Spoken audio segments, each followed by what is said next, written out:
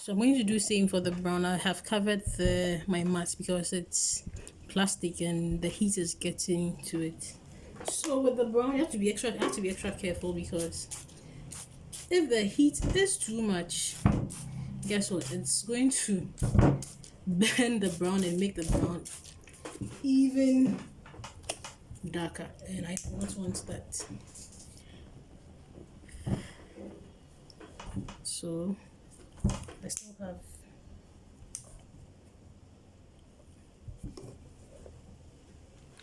and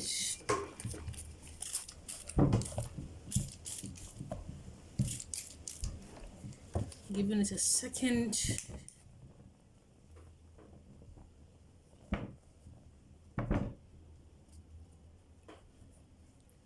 Okay, set this aside and go on to the next one.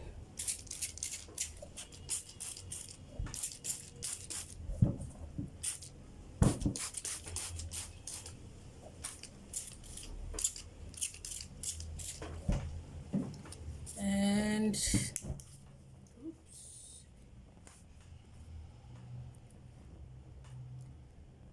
this is no joke.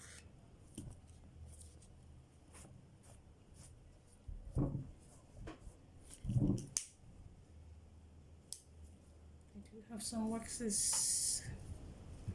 residue on the back, and basically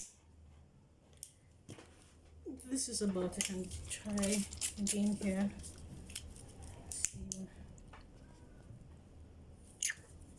So yeah, I have yeah, so the shoes, like I said, they feel warm because, and so from here I'm going to use the hard brush to buff the shoes a bit. And since I did the black first, I'm going to start with the black. And so this is what the shining looks like, and you'll see in under a minute, you see the shine coming onto the surface of the shoe just because I'm rubbing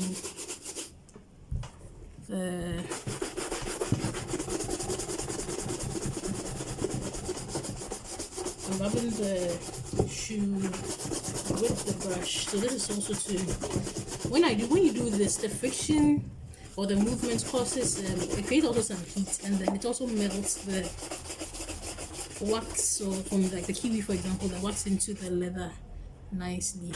So I do not know if you can see the shine building already. And this is the hard brush. We haven't even gotten to the buffing brush.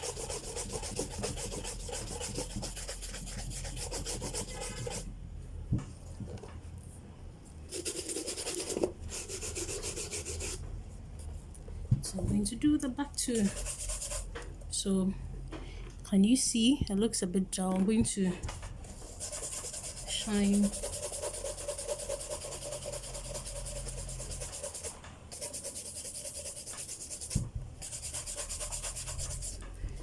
and I guess it's shining a little more. Yeah, there's some shine built up, and here we have it. I'm going to do same for this one.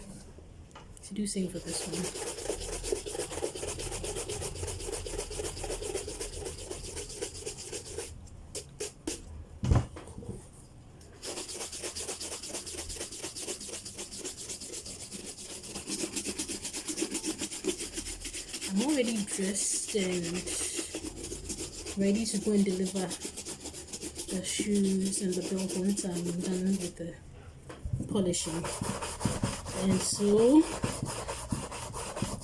I typically won't wear the gloves, so probably won't wear the gloves. I know I should, but I don't when I'm working and I'm in the workshop like the whole day. But because I'm going to step out, the waxes and the dye and then the polishes are sometimes difficult to get off your hand. So when they get onto your hand, your palms, it's very difficult sometimes to get them off, especially when they get around your nails. They make my nails look kept. So yeah. So this is the black. These are the black shoes. I have used the hard brush on them. Next, I would use the big, it's called a buffing brush, and it's actually made, these things are called bristles. The hairs on the brush, they're called bristles. And this particular one is made of horse hair, so it's more expensive, but it does the work really nicely. So let's see if we can see, or we can judge if it really does. So the shoe has some shine already, but like I said, rubbing with this one would give it some extra shine.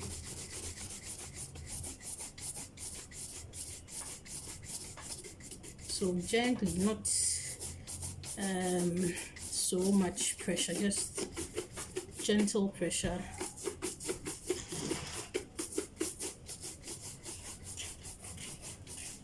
And usually it's supposed to go in the same direction, so not circular. If it's going the strokes you are making, so the movement of my hand should be in the same direction, so like I'm drawing parallel lines.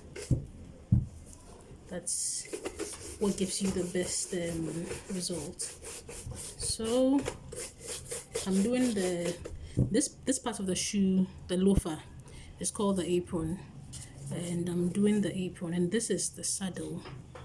This is the saddle, and this is where the penny holder is. That's why it's called a penny loafer. And this is just like the way.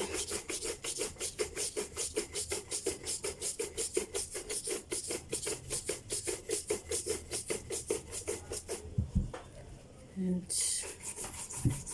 some more polishing on the back.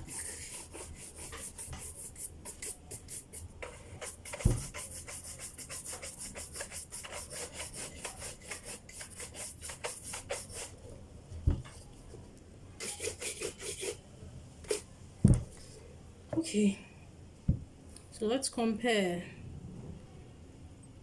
Can you see any difference at all? Let me stand and lift them. This is what we have buffed with the horsehair brush, and this is what we are yet to buff with the horsehair brush. So if you can see, the one on my left, the one in my left hand, is a little more shiny than the one on my right. Yeah. So I'm going to go ahead and polish all the others. That's the brown shoes, and then I'll come back and show you what they look like. And I forgot to mention, so the longer you go, the shinier the shoes get actually. So it's like you're putting in more effort and more time into getting the shoe to shine more.